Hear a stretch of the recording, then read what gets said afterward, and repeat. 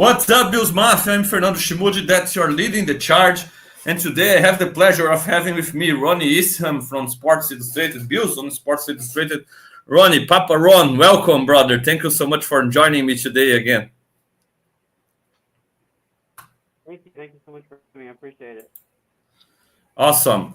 We're going to talk Bills Colts preview. We're going to talk state of the Bills so far this season and looking ahead in the schedule and Bills Mafia. I ask you to support us on Rumblings Network. We're back and a lot of great shows on this network as well with Bruce Exclusive, Sarah Larson, Jay Spence the King, Big Neil, John, Big D.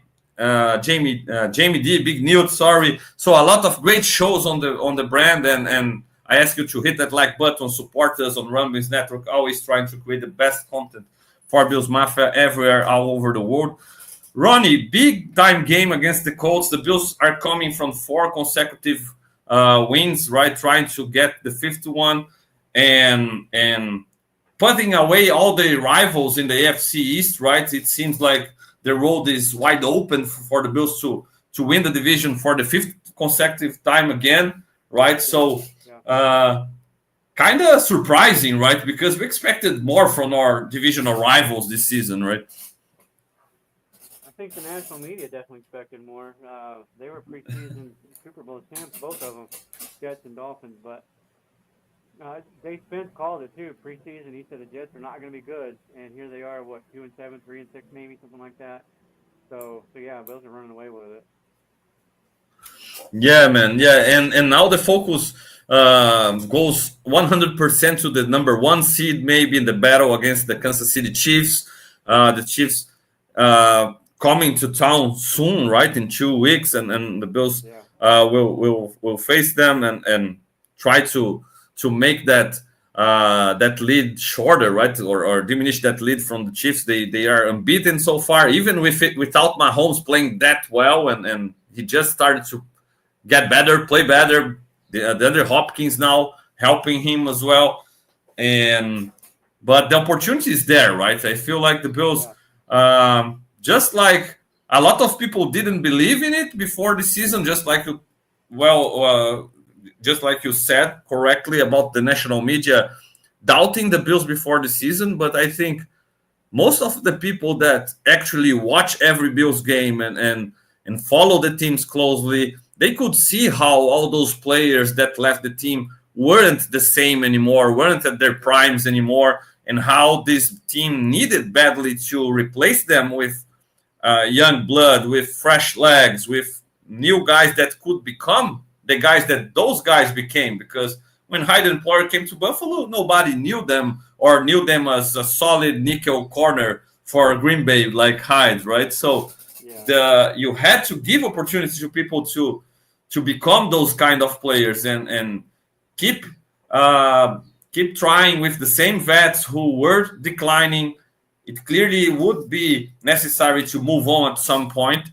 And I kind of trusted 100% Sean McDermott to be able to do that with the team because he did it once. So he always have his teams prepared for regular season, right? And that's why I was so confident the Bills could continue to fight for the top spot in the FC East or for the top seed in the AFC. And it seems they've just doing so, right? Yeah, 100%. I see a lot of Dallas Cowboys fans complaining about Jerry Jones and how that team is ran. We saw how the Washington Commanders used to be run before here recently. So I know there's a lot of complaints with Sean McDermott. There's some complaints with Brandon Beane, but we're pretty fortunate because this is a group to me that I know and trust every single year. They're going to do everything that they can, turn over every rock that they can, to try to put a competitive Super Bowl contending team on the field. And so far, they've done that, and there's no reason to believe otherwise going forward. Yeah, man, 100%. And I can't lie. I have my criticism also to the guys. I don't think they're perfect. We see a lot of people going 100% to one side or 100% to other side, right? Or Sean McDermott sucks, or Sean McDermott can do no wrong. Or Brandon Beane sucks, or they can do no wrong, right? So it's not always like this, and yeah, actually it's never like this, right? People are too 100% to one side of the story, but I I have my doubts, being honest. By playoff time, I even before the season, I wrote about it. I expected the Bills to make the playoffs. I expected the Bills to fight for the division and probably win it again, right? I expected a little bit more from our rivals.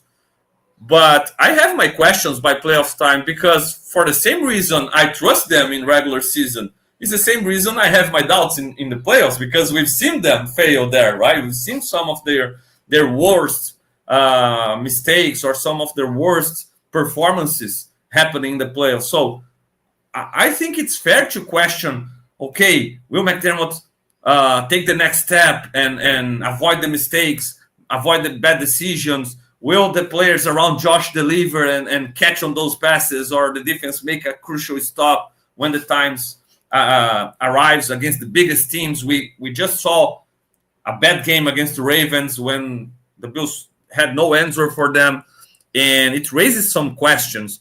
So my question for you, Ronnie, I know you trust McDermott just like I do in regular season, and when I say McDermott, I say about his leadership and his process, his work in general, right? His team. Um, by playoffs times, how confident are you this time it can be different?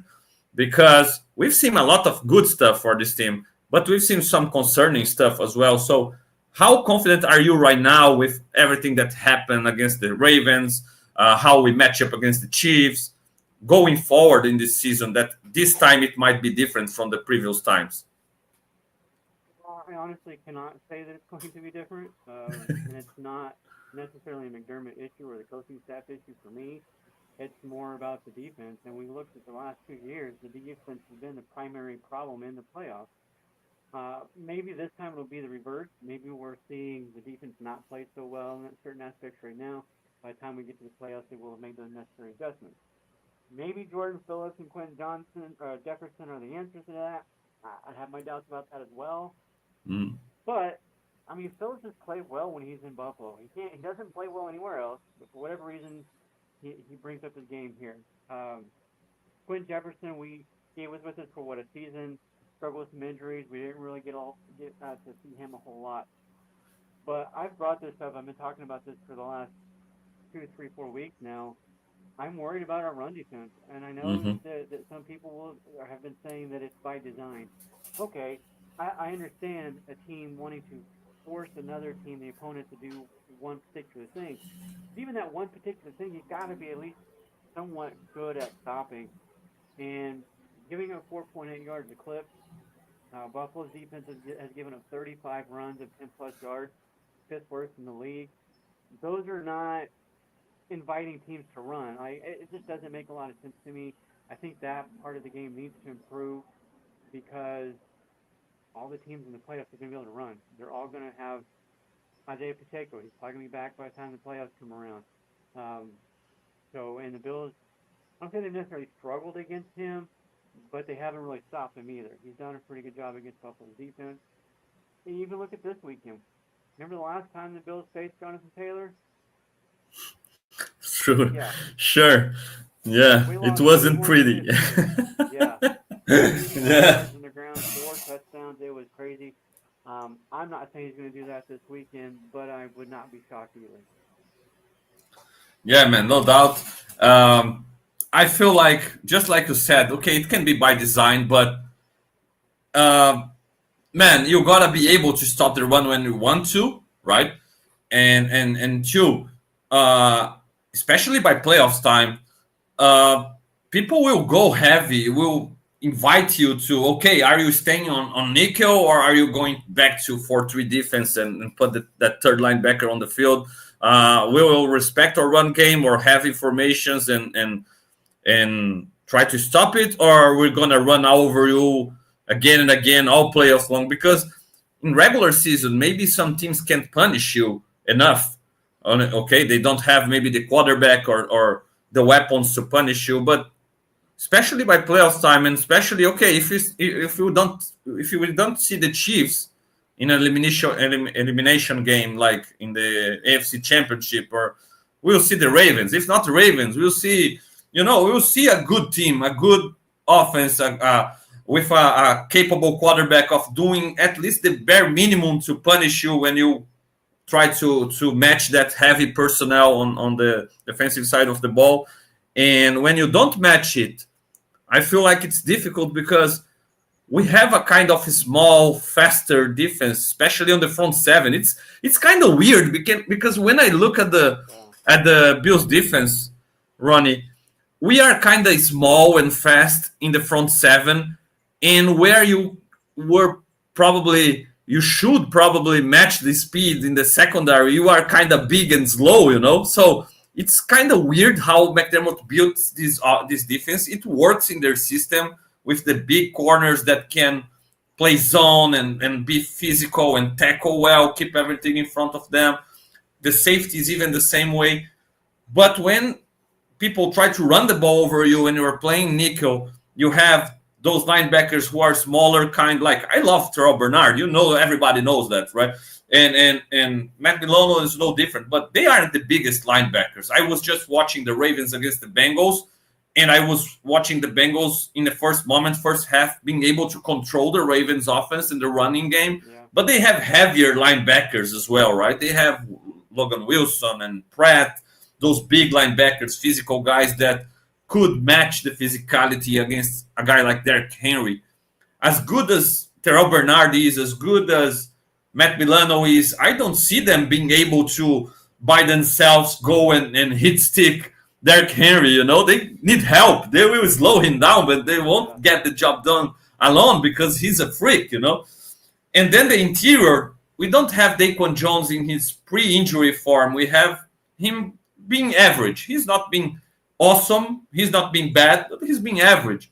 And Ed Oliver is small for a defensive tackle as well. So even if he plays better, gets better, and recovers that mojo from last season, he's still a smaller defensive tackle. So we have a small front seven, and it's not easy to invite people to run against us and control them when they have a good run game and they have the passing game to punish you when you sell out to stop the run. So that's my biggest question mark for this defense by playoff time and how the Bills will be able to adjust, And this weekend, we kind of have a test because this Colts team, despite a losing record right now, they are still in contention for a playoff spot.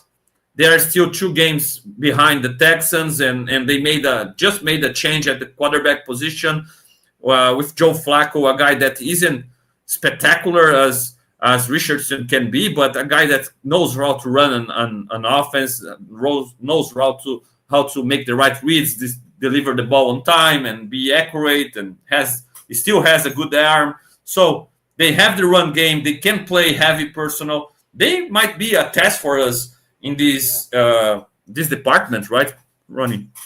Yeah, I think this is a bigger game than maybe some fans realize too, because you look at the 3 games after this against the Chiefs, Niners, and Lions. I don't know the necessary the order. I know the Chiefs with a bye sandwiched in there after Kansas City, but we need this win because I'm not saying we're going to lose those 3. Obviously, I don't believe that, but that's a possibility. Those are 3 good teams. The Niners are getting healthy.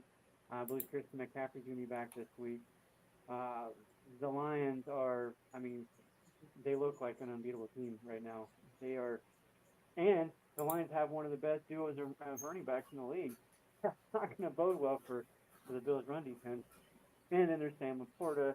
The Lions are stacked. So this game against the Colts, Buffalo needs this. I know we have a significant lead in the division, but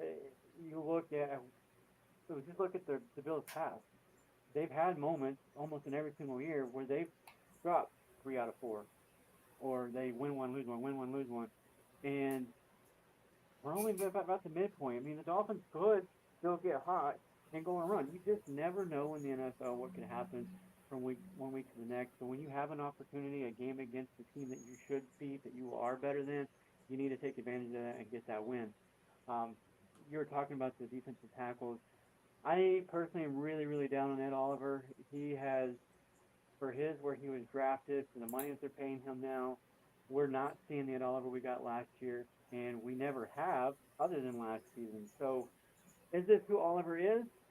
I'm starting to think that's the case. I, I'm a big proponent of the big guys. Um, yeah, if we can get like a Sam Adams or Ted Washington, Pat Williams, some of those guys back in there, that'd be great. Yeah. And I feel like that's what this defense really needs is that big, massive body in the middle of that defensive line to really eat up blocks, push the pocket straight into the quarterback's lap. We just don't have that, and that's not Daquan Jones anymore either. Um, Same thing with Jones. Last year, pre-injury, he was playing all pro level. He came back from the injury, and we have yet to see that. Even going back before last season, though, he was not playing an all pro level. He was good, but he wasn't elite. And the Buffalo Bills, they really need that elite guy in the middle. And maybe Dwayne Carter could be that guy down the road. I don't know, Mhm. but that's what they need. Yeah, would you tell that's the biggest loss, maybe the biggest L for being in this trade deadline, not being able to get some reinforcement in the defensive tackle position? Because yeah, man, like Jordan Phillips, I love the guy. I really liked how in his first stretch as a Bill, he came in and he played better than Ed Oliver as rookie and took over Yeah, that position, right? And then he left, got paid, and then he came back and was a solid piece again. But the second stretch, maybe some injuries slowed him down, and he didn't end it well. And now he's coming back. I don't have big expectations for him, but he's a big dude and a guy that when healthy, he can move well as well. So just that size, that can help this inside defensive line position. But still, it's hard to put all the expectation in word in a guy like Jordan Phillips, who hasn't played well for the Cowboys as well. And Quentin Jefferson is another smaller kind of defensive tackle, right? So is it maybe the biggest miss by Brandon Beane this season, not being able to reinforce the defensive tackle room, especially after the injury to the rookie Carter, who was coming along, and Ed Oliver, obviously, just like you said, even when he was great for us like last season, we didn't see the same guy in the playoffs. So it's kind of who he is, true. and not every undersized defensive tackle can be Kyle Williams, unfortunately, right? So That'd be great, wouldn't it? Uh, yeah, I've been pretty hard on the defensive tackles this year, especially the past month or so, because, like I said, they've been underwhelming at this point. I think last week against the Dolphins, I saw some numbers. I think they had like one tackle between the two of them, maybe mhm. two. It's crazy, and I know that particular position doesn't typically get a lot of tackles, but one tackle, I didn't see them show up on the stat sheet or in the game. I was watching it, and I think the biggest issue is there's just so many inconsistencies with the whole defensive line. Really, against the Dolphins, we saw them running for 5, 6, 7 yards a clip, or they were getting stuff at the line. There was nothing in between. It was either or. The edge guys, same thing. And they have 20 sacks on the season. The Bills do. 9 of those came in 2 games. Week one with 4, and then against I think it was the Jaguars, they had 5. 9 of the 20 sacks in 2 games. So that's 11 sacks over 7 games. That's not good.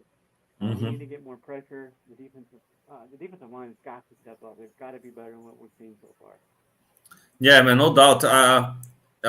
In the defensive tackle spot, still, I kind of felt like Lion Cool was impressive for a practice squad guy, doing his role there as a nose tackle. I really don't understand. That's I believe it's a fair criticism to Bean and especially to McDermott, because I believe if McDermott and Babbage said, "Look, I need a big time defense, a big body defensive tackle, a nose tackle type to my defense," Bean would go after it in the draft. Or I was a big Davandre Sweat guy in the draft. I know a lot of people don't like those big nose tackles, but as a guy who watched a lot of Texas football, I loved Sweat, and Sweat is doing awesome for the Titans now.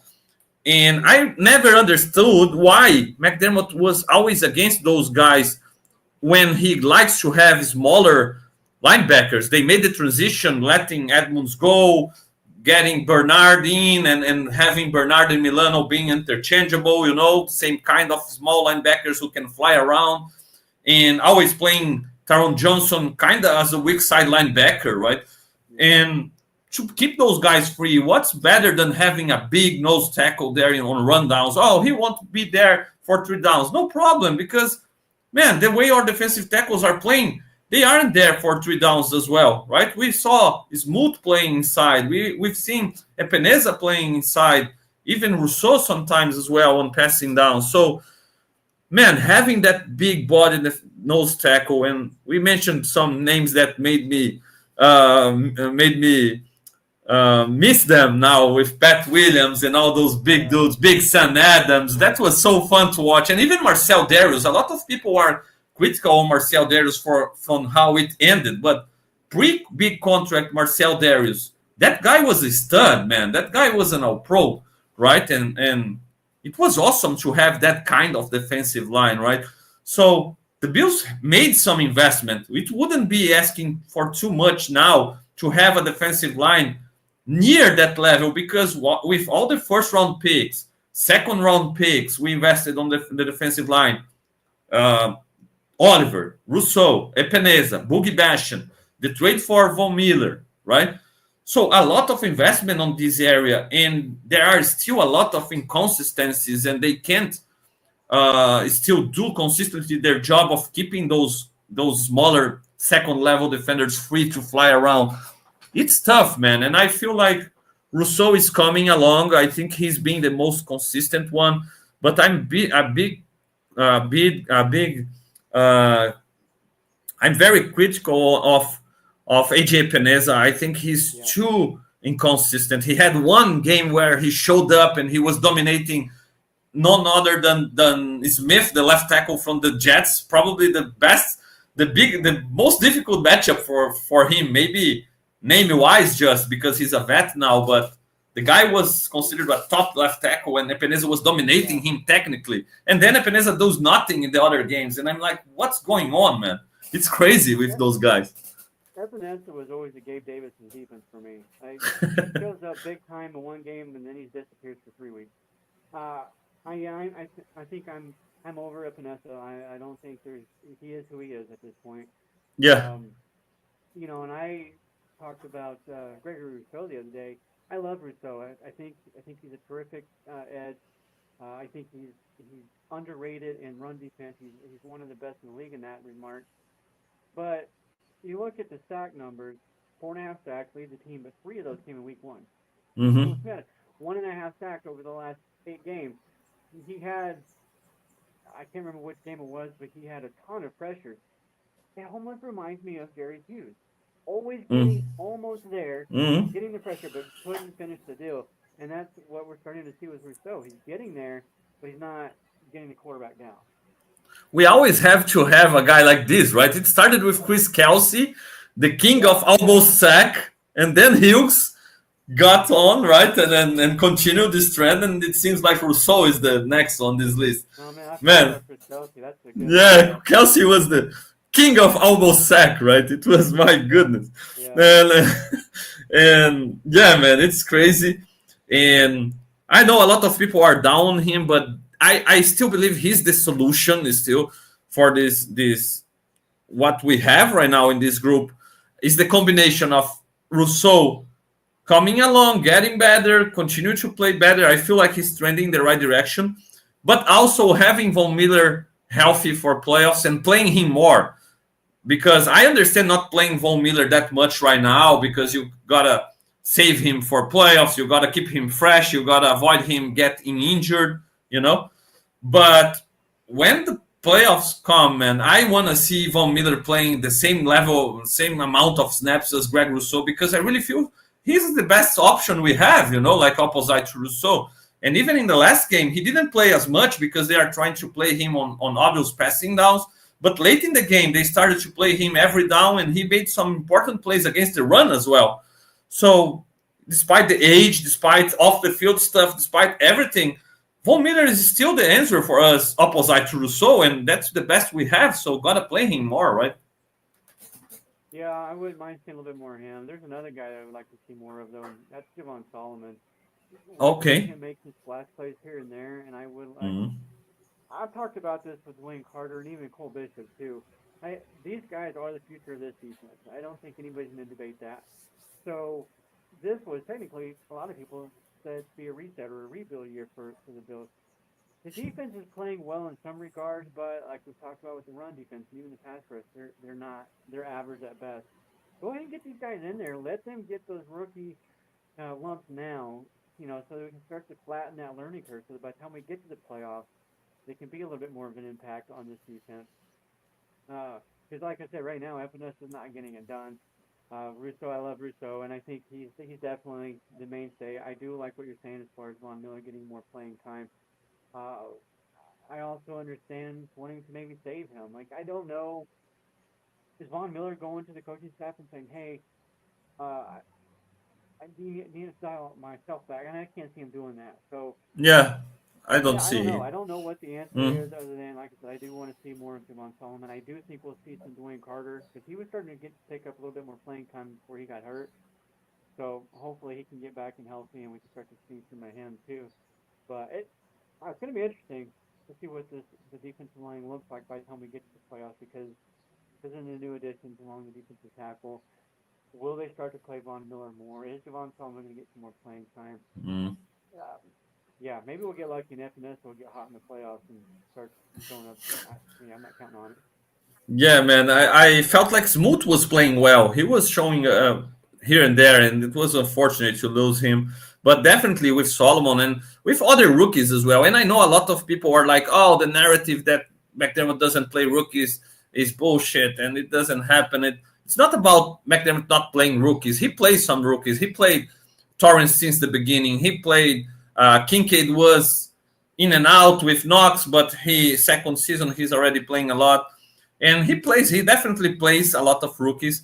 But with others, he seems like hesitant to give them more opportunities, and sometimes I feel like it beat them later when they need those guys. For an example, Dorian Williams last year, he had an opportunity to play more Dorian Williams early in the season when they lost Milano, right? And he started to play Dorian, but then he went Dodson, and obviously Dodson was there for longer, knew the defense better, right? Was more comfortable with the defense, not avoiding mistakes, and he got the nod, and he became the starter alongside Bernard and not Dorian Williams. But by playoff time, we needed Dorian ready, and we didn't have him. We had to rely on AJ Klein, right? And man, it's awful because what if we've played Dorian Williams more during the regular season, gave him an opportunity to learn and to feel better during the season? Maybe he would be more prepared for that playoff game. And the same now is happening with Bishop, for example, and Solomon at some extent, just like you said, because Bishop played one game as a starter. He made a huge mistake that led to a big time touchdown, and okay, it was a close game, and it's fair to it's unfair to put the game on Bishop entirely, obviously. But you can say, without that mistake, we would have won. Like we never know, the game would be different, right? But you gotta live with those mistakes. Right. We've Because maybe by playoff times you'll see Bishop making some crazy interceptions that Hamlin can do, or reps sometimes can do because they don't have it athletically and they don't have the physicality to make a big play that Bishop can offer us in the playoff. But he won't be ready because he doesn't play. Yeah, I think part of it too is because Hamlin and Rapp are playing pretty good. They're not. I wouldn't say they're liability by any means. No. So I kind of understand maybe why Bishop isn't playing, but at the same time, I do think he needs to get in there a little bit more at least. To your point, to get him ready, just in case that moment comes when we do need him. And I do think he's definitely the future. I don't know that Rapp will be back with the team next year. I believe he is on. They haven't extended him. I don't believe. So Rep has a 3-year deal, I believe, and Hamlin who's a free agent. anyway, I feel like Cole Bishop is more of the Taylor Rapp type, Mm. but it'll be interesting to see what they do with that. But the defensive line and with Javon Solomon, they're not playing that well. They're Hmm. disappearing for stretches in games and for weeks.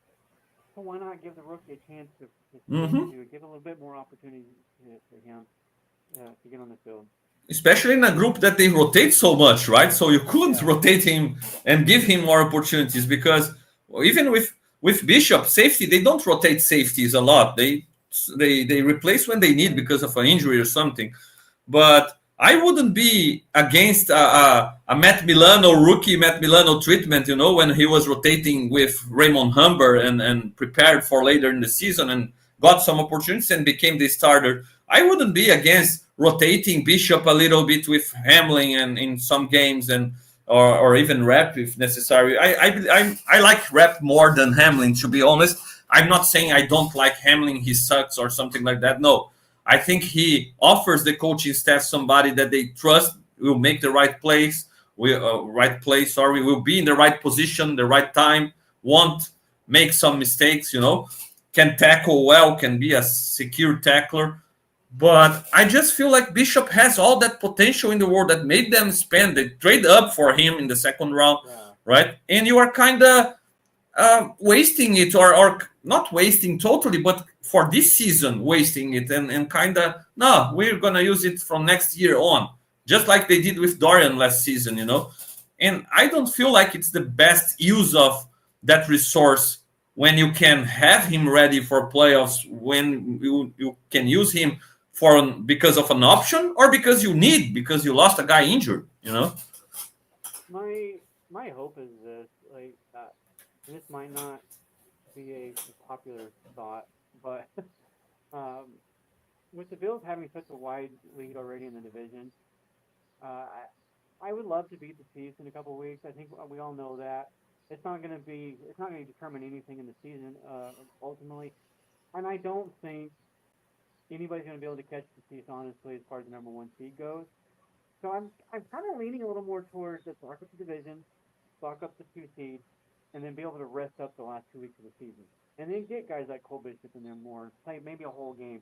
Get guys like Dwayne Carter-Johnson, get these guys on the field before we head into the playoffs and get them a little more acclimated and ready for that. Because if we're in the fight for the number one seed, by all means you go, right? Because then you get that bye, and it's great. But if the Chiefs have already locked it up, we've got the division locked up, I think that could be a huge benefit for the Bills because it's going to give them, even though they didn't earn first round bye, they essentially earn a bye at the end of the season because everything's already settled and they can rest up their players. And I'm not going to say if the Bills can get healthy because they're not. For 3 years now, they've just not been healthy. True. They've been struggling with that. And I don't buy into when people say, oh, every team struggles with injuries, everybody gets hurt, you just have to play through it. There's a difference between a Tom Brady getting injured versus for your older fans, a Babe Laufenberg. You know who that is? He was the quarterback of the Cowboys back before Aikman. There's a difference in those injuries. So not every injury is equal. And that's what Buffalo is dealing with right now, and they have for 3 years. Whether it's Matt Milano, Von Miller, Tre'Davious White, it's always been somebody. Mm-hmm. True that. Even the last playoffs game, when we didn't have Milano already, and then we had Bernard playing at an insane level, and then we lose him right before the Chiefs. Man, it was a killer, right? I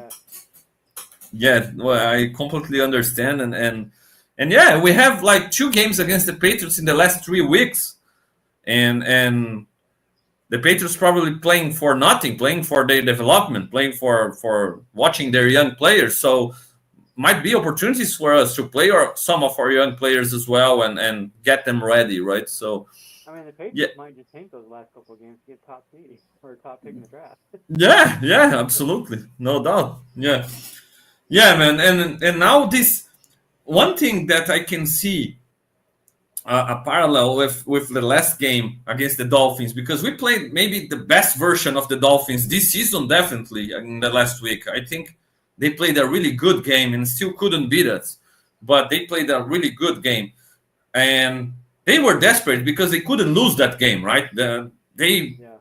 More or less they are out of the playoffs already, and the Colts right now come in the same situation. We go actually to Indianapolis in the same situation. The Colts can't lose this game or they might be in deep trouble. So they are desperate. They have the weapons. They have the run game. They also have some injuries just like us because they won't have their center who's an all-pro in Kelly, right? And they won't have Pittman at wide receiver as well. But they have, I feel like they have some weapons to give us trouble with the run game, and it's a dangerous game.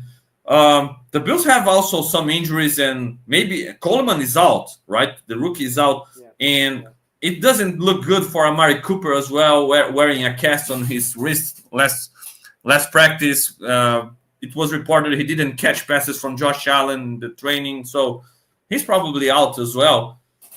Man, this Bills offense, it looks good since Cooper has arrived, but when he doesn't play, it doesn't look as good. And without Coleman, even, we probably were going to watch a lot of Mac Hollins again at wide receiver.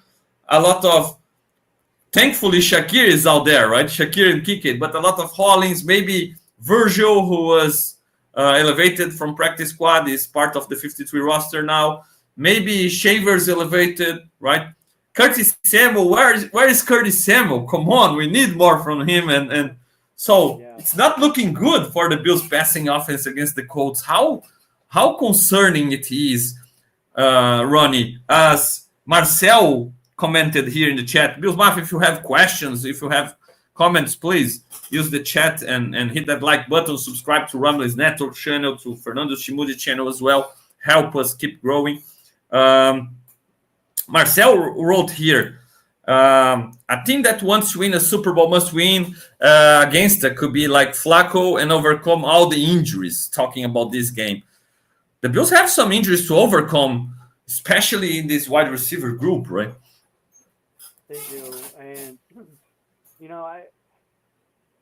before the season, I threw it out there that I was predicting Khalil Shakir would have 100-plus receptions. Mm-hmm. And so a game like this, I'm glad for that, because he's going to get hyper-targeted in this game, I think. However, at the end of the day, I want the Bills to win. That's more important than anything that I say, right? But I see this game coming down to a lot of James Cook. I think James Cook, Ray Davis, too. Yeah. It could be, and I was going to mention Ray Davis because you were talking about McDermott not playing rookies. They've been getting a lot of playing time. Yeah, sure. Ray Davis. Love him. I think he is the future of that backfield. I don't know that the Bills re-sign Cook when that time comes. Mm-hmm. He still has next year. But I think we're going to get a lot of those two. And I would love to stay here and say that Kincaid, this is his breakout game. But I don't know. I don't know what's going on with that. I don't know if it's a scheme thing or if he's just a sophomore slump or what it is. A lot of his targets are coming underneath. I would like to see him down the field, stretching the down the seams a little bit. But it's going to be interesting. Buffalo's offensive line is going to get a huge test in this one because I do think the Colts will strike the box because of our injuries. I don't think they're going to be scared of us being able to attack their in the passing game. And the defensive tackles for the Colts, of course, Buckner, that guy's an absolute beast. I am a little bit concerned about that. I think Josh Allen is going to have to be on his feet, and we know he's good at it. So, and I'm not taking anything away from the offensive line. They play really well. If you look at the PFF grades, they're one of the top 10 teams, offensive lines in the league. But there are games where it just looks like they're struggling. And again, going back to the whole consistency thing. So, I don't know. I don't know what to expect from the passing game. I really don't. I think, like I said, Khalil Shakir gets hyper-targeted. But outside of that, it's going to be a whole lot of running, I think. Yeah, man. It's probably a game for running the ball and stopping the run. Maybe the keys for this game, because the Colts haven't been able to stop the run really well, but they will be able to sell out more against us because of our lack of weapons at the wide receiver position. And even with Shakir, I love Shakir as well, but if there is a position they are comfortable in their defensive backfield, is nickel corner with Kenny Moore, one of the best in the business as well, right? Just like Tyron Johnson. Yeah. So they kind of have the matchup.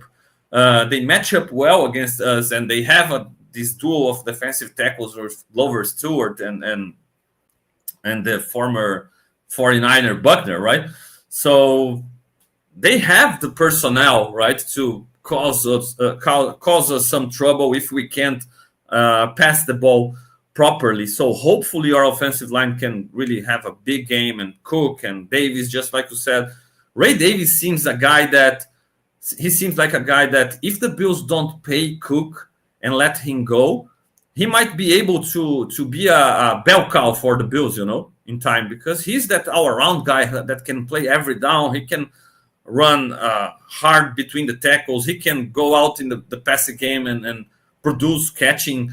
That play he made against the Jets showed how he can be a great passing back. The way he read Josh scrambling and adjusted and made that catch. So yeah, the future is definitely promising for Ray Davis, and hopefully he can have a big game. Him, Cook, the offensive line against the Colts, because yeah, man, it's gonna be rough if Cooper can't play, and in the passing game we'll need this run game to carry us, because again, maybe Kincaid can show up big time, maybe a little bit more of Dawson Knox, who knows, but it's not looking good right now, and in the passing attack. So hopefully the run game can continue to build on and have a dominant game against the Colts, Yeah, right?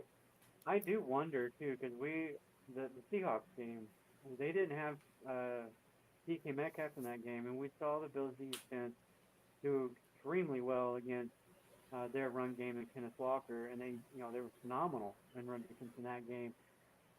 So I look at the Colts, and it's kind of the same situation, right? They don't have Pittman; he's not going to Mm-hmm. go. So will the Bills be able to focus on Jonathan Taylor and make him the priority, and shut down the Colts offense that way? Plus, as you mentioned, no center. I believe one of their guards is out as well. Both positions are going to be filled by a rookie. So if there's a game where Ed Oliver and Daquan Jones should be able to eat, this is the one. They should be able to dominate those guys in the middle and make some plays. Yeah, man. They have Alec Pierce, who has been able to make some big plays downfield, and despite not having Pittman, what would maybe tend us to go in the direction of being a little bit more exposed against the passing game and trying to stop the run. Pierce is a dangerous guy downfield, has the speed to threat or defensive backfield who lacks the speed to keep up with those kind of weapons.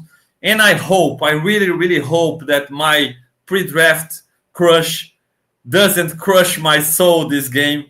Adonai Mitchell playing for the Colts and probably will get some snaps without Pittman. So hopefully, I don't get here next week telling you, I told you about Adonai Mitchell. I told you about that guy, because really love the guy, but hopefully the Bills can contain them. And props for Christian Benford's season so far, right? A great season by Benford. We know we can trust Douglas as well, and I kind of feel like Douglas is a little bit more boom or bust, like he can make some big time plays, but he isn't the fastest corner, and guys can get open against him in man coverage, but he's extremely smart to play the Bills zones and to read the quarterback eyes. But Benford, he's becoming a corner that can do it all, right, Ronnie? And it's so good to watch in front of our eyes, right? Yeah, I like Benford a lot, and I've liked him since they drafted him and coming in. I didn't expect him to unseat Kyer Elam. I thought, I think everybody thought that Elam was going to be the de facto starting corner there. But you mentioned a while ago with Douglas, and I just had this thought, like this year, I think Buffalo has as good an opportunity this year to get to Super Bowl as they've had. But let's look at next year really quick. Cole Bishop is probably going to be in there.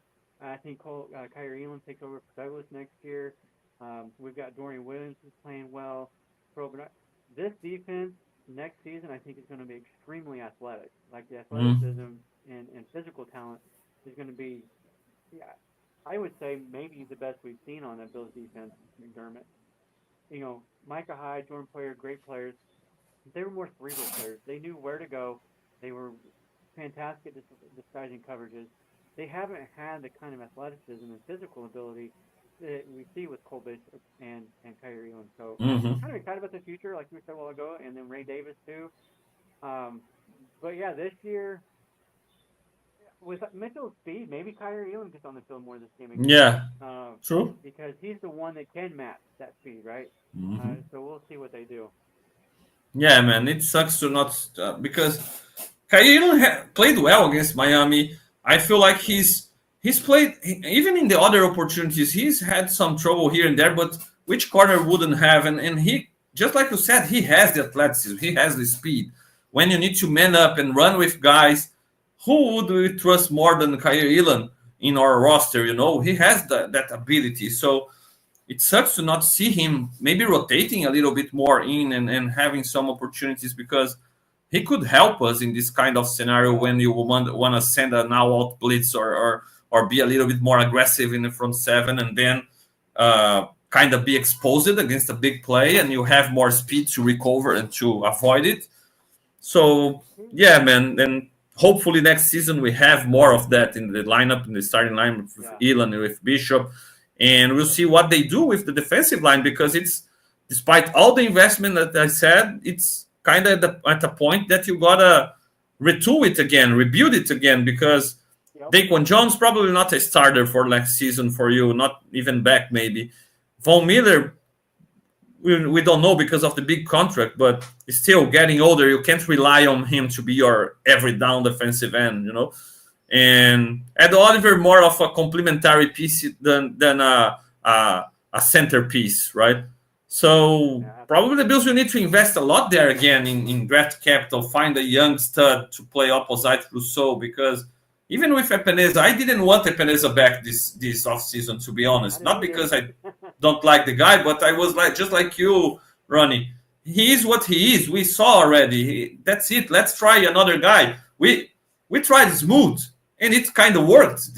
With the investment, it was a good investment, pound for pound with Schmude, right? So try another guy. We already know what this guy is giving us, and so it will be interesting to see what the Bills do going forward. But short term, that's what we have, right? And that's what we gotta work with. Yeah, but despite sounding a little bit negative, I'm kind of still confident the Bills can compete with anybody. We have this guy, right? We have this guy, so as long as 17 is there, I'm kind of just help the guy a little bit more, because sometimes it seems like in playoffs, man, he's playing against the opponent and he's playing against his teammates, his coaching staff. Everybody's against him, because come on, give the guy some help. And I feel like this team this year is a little bit more prepared to help him more by playoffs time, So it starts now, obviously, and it's going well in the regular season. This week should be a little bit more difficult because of the injuries and again, another desperate team playing for their lives in their home field. So I don't envision an easy game by any means, but I still hope the Bills can get the job done and win. What's your guess for this game against the Colts, Ronnie?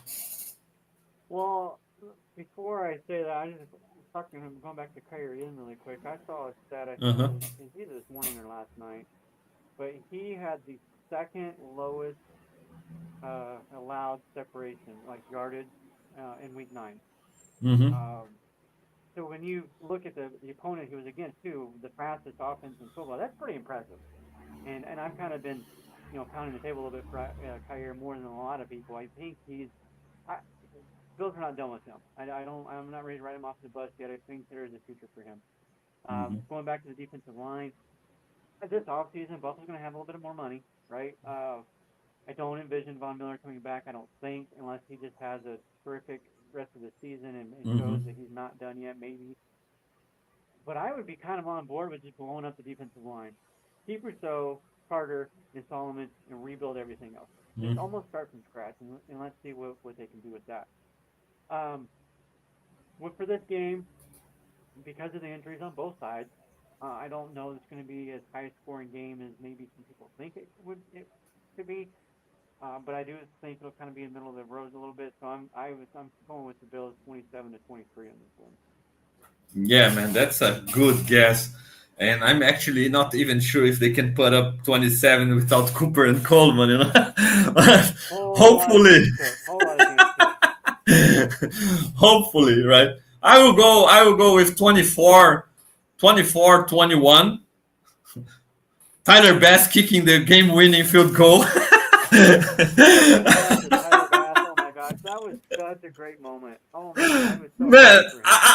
yeah, I'm happy as well, but I'm totally afraid, because man, he's hitting those field goals, and now we win again with another game-winning field goal, and that looks great. But man, we need him by Yeah, playoff time with the last season's playoffs, and oh my God, kudos, we gotta. kudos to Tommy Hopefully, though. he can get Yeah, the job done, brother. I root for him. Love the guy, and yeah, how has been able to fight through this bad stretch, and it's obvious by what we saw after the game. The team loves him. The guys love him, right?